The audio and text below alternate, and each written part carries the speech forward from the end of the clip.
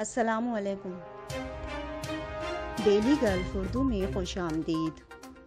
Dubai expo 2020 میں دنیا کا سب سے بڑا قرآن پاک بنانے والے پاکستانی آرٹسٹ سے ملے۔ تفصیلات کے مطابق کراچی کا ایک رہائشی جو 11 سال تک UAE میں رہائش پذیر رہا ہے، اس نے اپنے دوسرے گھر کو خراج تحسین پیش کرنے کا ایک طریقہ نکال لیا ہے۔ جب ایک آرٹسٹ میں ایمان کی روشنی منور ہو جاتی ہے تو وہ بہت نادر نمونے تخلیق کر دیتا ہے۔ شاہد آرٹس کونسل انسٹی ٹیوٹ آف آرٹس اینڈ گرافکس کے کراچی میں پرنسپل ہیں اور وہ بین الاقوامی طور پر آرٹسٹ کے طور پر جانے جاتے ہیں۔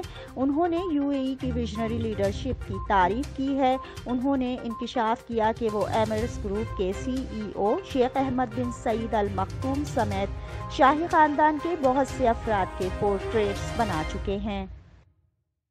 کتاب ہے۔ مسلمانوں کا ماننا ہے کہ نبی آخر الزماں حضرت محمد مصطفیٰ صلی اللہ علیہ وآلہ وسلم پر سعودی عرب کے شہر مکہ اور مدینہ میں سال 610 سے 632 تک یہ الہامی کتاب اتاری گئی۔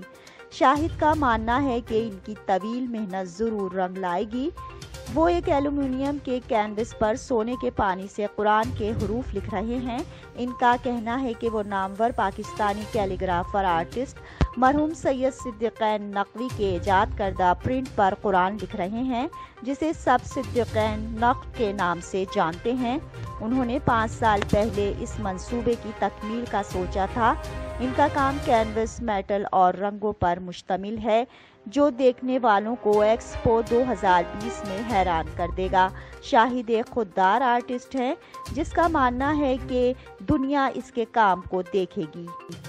اب تک کے لیے اتنا ہی۔ اگلے بلیٹن تک کے لیے خدا حافظ۔